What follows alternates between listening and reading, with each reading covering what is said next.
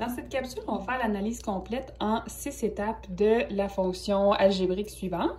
Donc, comme d'habitude, on commence avec l'étape 1 qui consiste à trouver le domaine, les zéros et l'ordonnée à l'origine. Donc, le domaine ici, le problème possible, c'est le dénominateur. Donc, x au carré moins 1, je vais vérifier à quel moment c'est égal à 0.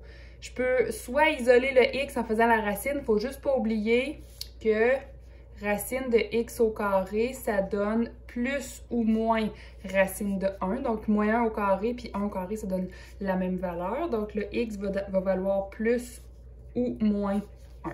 Donc, je vais avoir x égale 1 et je vais avoir x égale moins 1 qui sont exclus du domaine.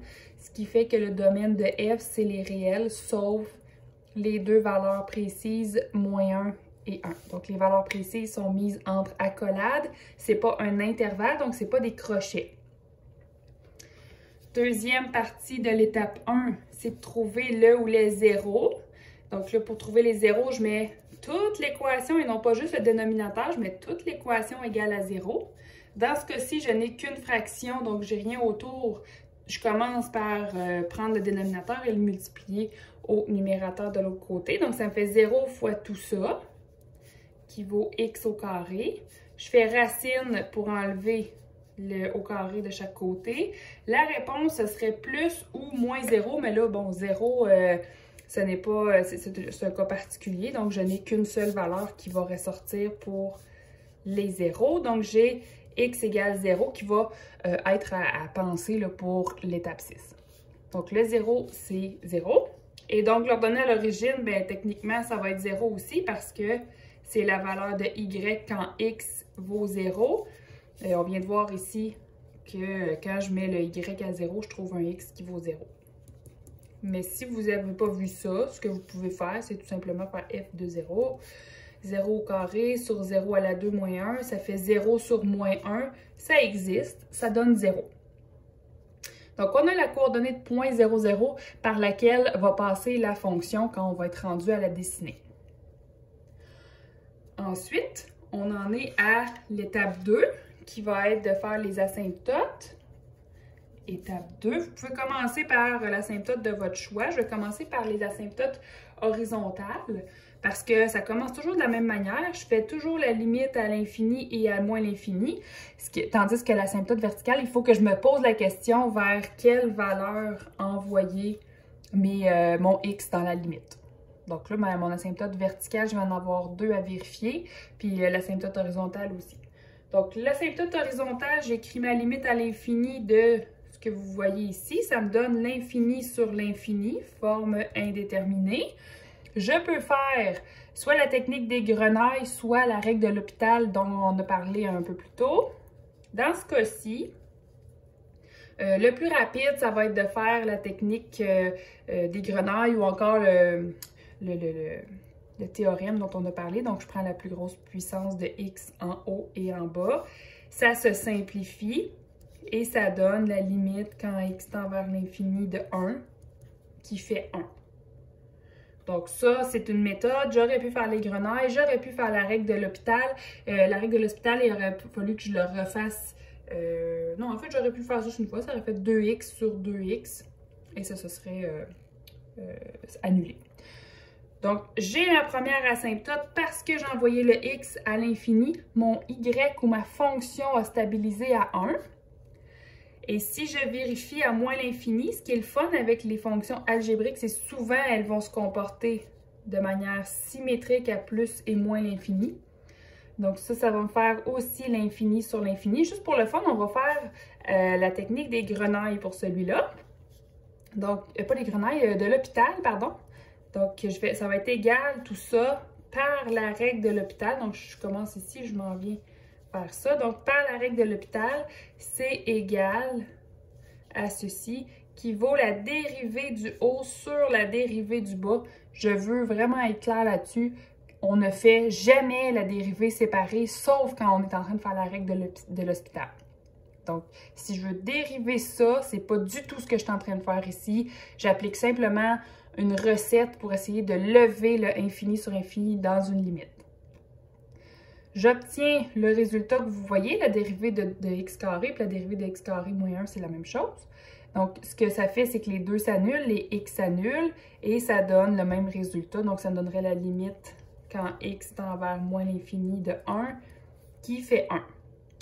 À noter que cette étape-là ici est facultative, j'aurais pu tout de suite écrire la réponse de 1.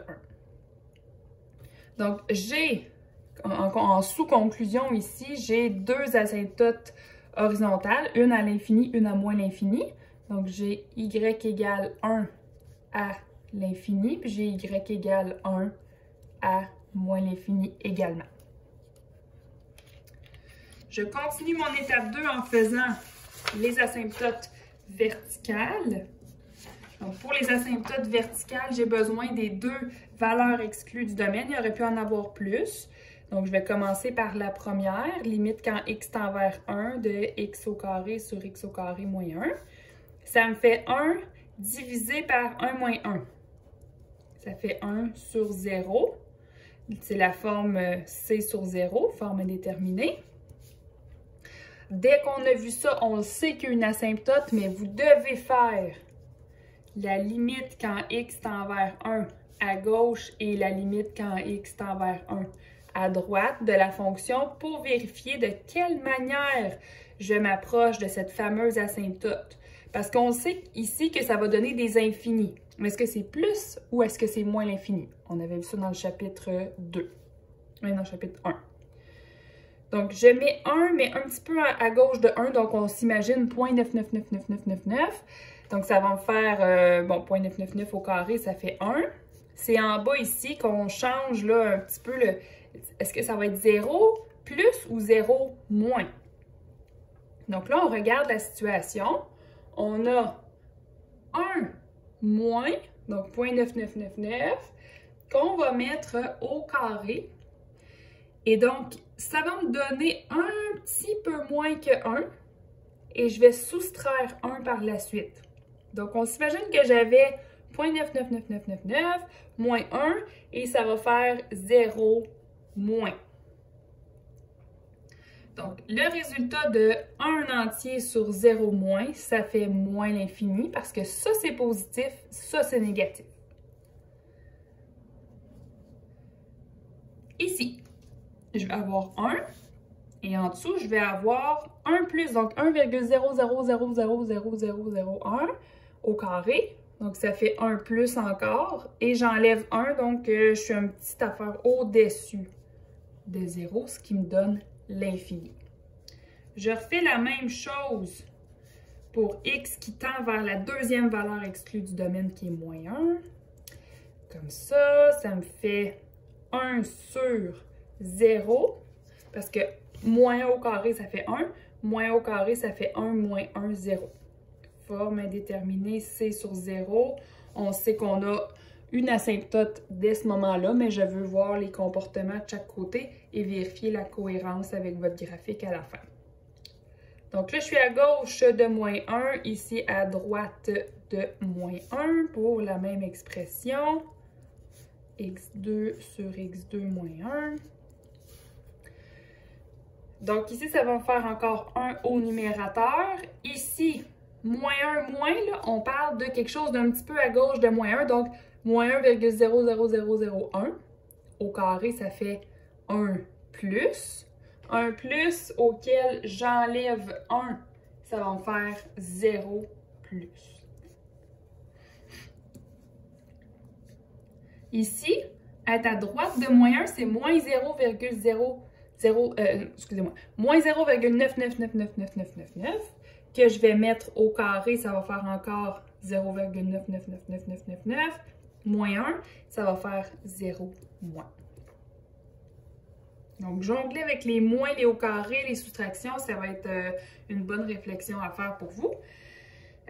Donc là, je viens de trouver deux asymptotes verticales. J'en ai une à pas y, c'est x égale moins 1 et à x égale 1. Donc, sur mon dessin, je dois faire deux axes pointillés verticaux à 1 et à moins 1. Et ensuite, Il faut juste que j'essaie de comprendre que quand j'avais approché mon premier axe, ici, celui qui tend vers 1, quand je vais approcher de l'axe, ça va devoir s'en aller vers moins l'infini. Puis après l'asymptote, ça va repartir de plus l'infini. Donc, il faut qu'il y ait une cohérence au travers de tout ça. Étape 3, c'est la dérivée première et ses valeurs critiques. Donc, je vais faire, premièrement, la dérivée première. Ça ressemble beaucoup au chapitre 5, là, cette étape-là. Donc, la dérivée première, j'ai la dérivée d'un quotient. Donc, je dois faire V U' moins U V' sur V au carré, avec U qui vaut x2, V qui vaut x2 moins 1, U' qui vaut 2x, V' qui vaut 2x, et V carré qui vaut x carré moins 1 au carré. x2 moins 1 fois U' qui est 2x, moins x2 fois 2x sur x carré moins 1 au carré. Votre dérivée est terminée. Pensez que vous allez avoir besoin de redériver encore une deuxième fois à l'étape 4. Donc, il faut vraiment simplifier tout ça pour avoir un maximum de points et que ce soit plus facile. Donc, je vais essayer de regrouper tous les termes ensemble. Je vais distribuer le 2x dans la parenthèse. Ça va faire 2x3 moins 2x moins x carré fois 2 fois x, ça va faire moins 2x3. Je constate que je peux faire ceci, parce que j'ai la même chose moins la même chose. Et donc, la réponse finale me donne moins 2x sur x2 moins 1 au carré. Valeur critique maintenant. Valeur critique, deux manières de trouver ça. La dérivée vaut 0 ou la dérivée n'existe pas. Je commence par un des deux. La dérivée vaut 0, c'est comme si le numérateur seulement valait 0. On n'oublie pas, ici, j'ai pas de plus, pas de moins autour de ma dérivée, donc c'est pour ça que je fais juste le numérateur, ce qui fait que x vaut 0. Donc ça, c'est un point critique, possiblement qu'il va avoir un sommet à cet endroit-là. Et c'était en plus le 0 de la fonction et l'ordonnée à l'origine aussi. La dérivée qui n'existe pas, ben là, je prends le dénominateur seulement. Je mets ça égal à 0. Je fais la racine de chaque côté, ça fait ceci. Et on peut déduire juste en regardant l'équation ici que ça va être x qui vaut 1 et x qui vaut moins 1 qui vont annuler le dénominateur. C'est logique, c'était des valeurs exclues du domaine et on a trouvé à l'étape 2 que c'était des asymptotes. Donc, je garde en mémoire celui-là ici et ces deux-là pour aller les placer dans mon tableau à la fin. C'est les trois endroits où j'ai le droit de changer de signe. Donc, la fonction va changer de croissance. Ensuite, l'étape 4, c'est la dérivée seconde. Je vais écrire étape 4. C'est les tests en fait, c'est le test qu'on fait pour les points d'inflexion. Donc, on va faire la dérivée seconde f'' de x. Je vous rappelle de quoi avait l'air la dérivée première. C'était moins 2x sur x au carré moins 1 au carré. Donc, encore une fois, un quotient. Donc, u sur v. Je vais avoir u qui vaut ceci. Je vais avoir v qui vaut x au carré moins 1 au carré. U' vaut moins 2 et v' vaut 2 parenthèse intacte à la 1 fois 2x. Ce qui fait en fait 4x fois x2 moins 1. Ensuite, je vais replacer tout ça. Donc, la dérivée va valoir v fois u'. Donc, v fois u' moins u fois v'. Comme ça. Sur v au carré. Donc, v qui était x à la 2 moins 1 à la 2. Puis, je mets ça au carré. Donc, ça va être fois 2 dans l'exposant. Ça va faire exposant 4. Je vais faire une simplification ici. Je vais avoir x au carré moins 1 au carré moins fois moins 2, excusez-moi, je vais faire un fois. Je vais le mettre en avant, tiens. Moins 2. Comme ça, il n'y aura pas de confusion là, que c'est une soustraction. Il y en a plusieurs qui se confondent comme ça, puis ça fait des erreurs dommages. Le moins va devenir un plus. Donc, moins 2, ça va devenir un plus. Et tout ce bloc-là, on peut les multiplier ensemble. Donc, 2 fois 4, 8. X fois X, X2. Puis la parenthèse. Dans ce cas-ci, j'observe ce que j'ai. Je ne vais pas développer à l'intérieur comme j'ai fait la dernière fois pour F', parce que j'ai le même facteur qui apparaît dans mes deux morceaux ici. Donc, je vais pouvoir faire une factorisation. Je peux sortir 2. Je peux sortir x au carré moins 1. Donc, ici, là, il ne me restera pas grand-chose. Qu'est-ce qui reste? Bien, il me reste moins x au carré moins 1. Ici, il me reste plus 4 x au carré. C'est tout. Puis là, c'est le fun parce que regardez, ce qui va se produire, c'est que ça va se simplifier avec un des 4 en bas. Donc, ça va faire 2 fois moins x2 plus 1 plus 4x2 sur x2 moins 1 à la 3, ce qui fait encore plus simplifié 3x2 plus 1 sur x à la 2 moins 1 exposant 3. Je dois encore trouver mes valeurs critiques. C'est la même chose que pour la dérivée première. Donc, f' de x égale 0. C'est les endroits où il y a des possibles points d'inflexion ou des changements d'inflexion ou des changements de signe. Donc, je vais prendre le numérateur ou toute la fonction si vous ne voulez pas vous mêler. Là. Le numérateur égale à 0. Parce qu'on se rappelle, si j'avais le dénominateur, il se serait multiplié ici et ça aurait fait 0 fois le dénominateur et il disparaît. Je divise par 2 de chaque côté parce que mon x qui est ici, que j'essaie d'isoler, est pris là, dans une multiplication avec 2. Donc là, ça fait 3x2 plus 1 égale 0. Je fais moins 1 de chaque côté. 3x2 égale moins 1. Je vais avoir divisé en 3. x2 égale moins 1 tiers. Et là, si je fais la racine carrée de chaque côté, je suis un peu mal prise. Je réécris ça ici pour que ça soit plus clair. Là. Je fais racine. Là, j'essaie de faire la racine d'un négatif. Ça ne fonctionne pas, c'est impossible. Je n'ai juste tout simplement pas trouvé de valeur critique. Donc, il n'y a pas de changement d'inflexion qu'on a trouvé à cet endroit-là. C'est tout à fait correct. Et les deux valeurs là, qui, sans surprise, vont faire que la dérivée seconde n'existe pas. Dans les fonctions algébriques, c'est assez récurrent. Là, donc, si c'était exclu du domaine, ça va être exclu des autres dérivées. Vous allez avoir encore 1 et moins 1. Le calcul est plus ou moins utile dans celui-là. C'est tout à la même chose. Donc, à ces deux endroits-là, je ne verrai pas un point d'inflexion vu que ce n'est pas continu.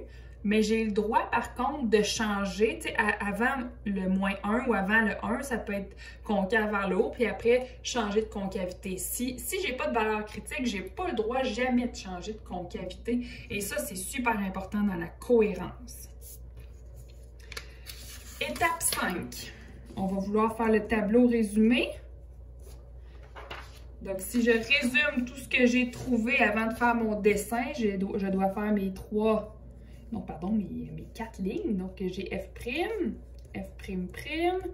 et f de x en dernier. J'ai ça à faire comme ça. Mon domaine allait de moins l'infini jusqu'à plus l'infini en excluant moins 1. J'avais la valeur critique 0 qui était là aussi. Et j'avais 1. J'ai rien d'autre qui s'est ajouté à mes valeurs critiques ou à mes valeurs de x qui étaient spéciales. J'analyse ici. F' n'existe pas ici ni là. En fait, tout le monde n'existe pas là, à 1 et moins 1. On peut le remplir tout de suite. 0, par contre, c'était une valeur critique de la dérivée première. La dérivée seconde n'avait aucune autre valeur critique, donc je n'ai pas de 0 à mettre dans la ligne dérivée seconde. Ensuite, sans se mêler, là, il faut prendre la première fonction qui est la dérivée première. En fait, je rentre une valeur entre moins l'infini et moins 1, puis je m'intéresse au signe, ça donne un plus. Entre moins 1 et 0, vous pouvez le tester vous-même, ça donne un plus, moins et moins. Donc, j'avais le droit de changer de signe ici, c'est juste pas arrivé. Dans la dérivée seconde, je fais le même test. Donc, je prends l'autre fonction qui est la dérivée seconde. Je rentre une valeur entre moins l'infini et moins 1. Le signe est positif. Entre moins 1 et 1. Donc là, 0 ne m'intéresse pas pantoute dans cette ligne-là. Il ne s'est rien passé à 0. Donc, entre moins 1 et 1, c'est quoi le signe? Je rentre une valeur dans la dérivée seconde et c'est moins. Faites attention, les endroits où vous seriez le plus pénalisé là-dedans, c'est si vous changez de signe sans avoir passé par une valeur critique. Fait que si quelqu'un m'écrit moins, puis après ça un plus, c'est super, ça coûte super cher comme erreur. Là. Vous n'avez pas le droit de changer s'il n'y a pas eu de valeur critique. Après la valeur critique, c'est positif. À vous de faire le test. Donc, vous pouvez faire n'importe quel test. Là. Je vais écrire des exemples. Ça ici, j'aurais pu faire f' de 0. Ici, j'aurais pu faire f' de moins 10. Puis là, ici, même chose. F' de moins 10. Ici, f' de moins 0,5. F' de 0,5 et F' de, je sais pas moi, 15. J'invente. Donc, je vais déduire toute cette information-là dans les deux lignes du milieu pour savoir comment se comporte la fonction. Donc, toutes mes dérivées premières, c'est des croissances. Croissant, croissant, décroissant, décroissant. Toutes mes dérivées secondes, c'est des concavités. Sourire, baboune, baboune, baboune, sourire. Donc là, je combine les deux. Ça descend de manière concave vers le haut, suivi d'une montée concave vers le bas, d'une descente concave vers le bas. Ici, il va y avoir un sommet. C'est encore concave vers le bas, là, mais je vais faire quand même le chiffre qui va là à cause de la valeur critique. Et ici, je vais faire une descente vers le haut.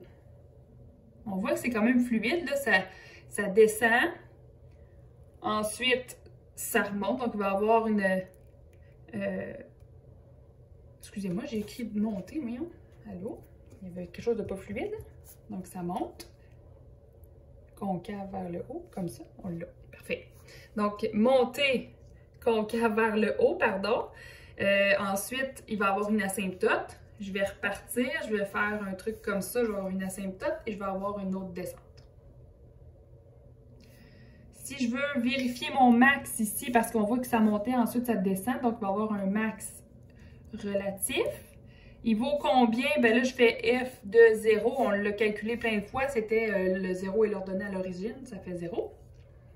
C'est un max relatif. Je peux expliquer que, puisque les limites à l'infini et à moins l'infini donnent toutes les deux le nombre 1, on sait que 0 n'est pas la valeur la plus haute dans le graphique. Donc, puisque les limites à l'infini et moins l'infini qu'on a faites à l'étape 2 donnent toutes les deux moins 1. Donne toutes les deux 1.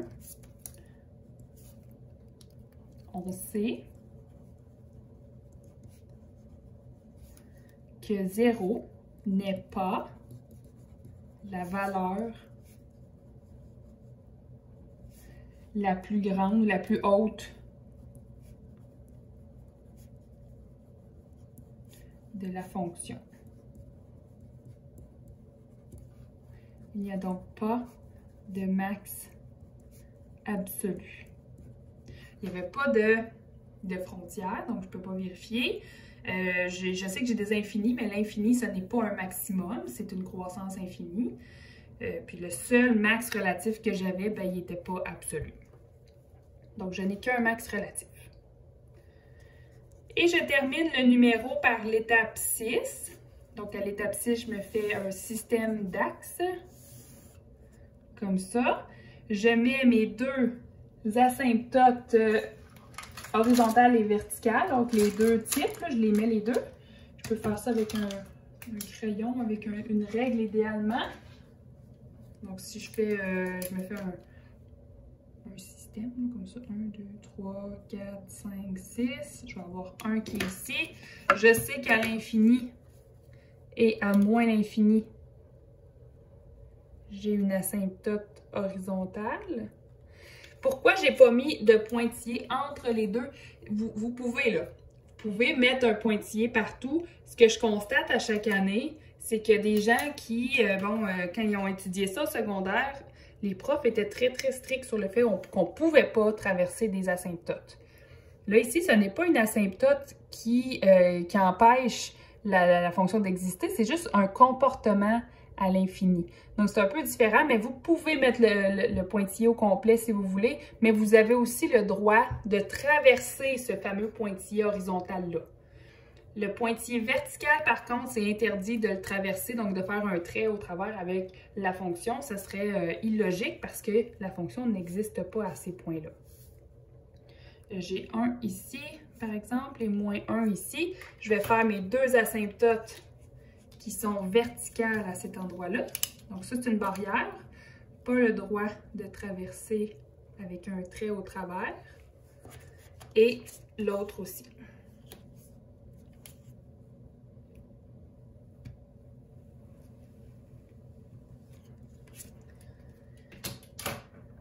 Et maintenant, j'essaie de regrouper les informations que j'ai. Je sais que j'ai un point. J'ai le 0, l'ordonnée à l'origine, le sommet, tout est là. Je regarde comment se comporte ma fonction ici.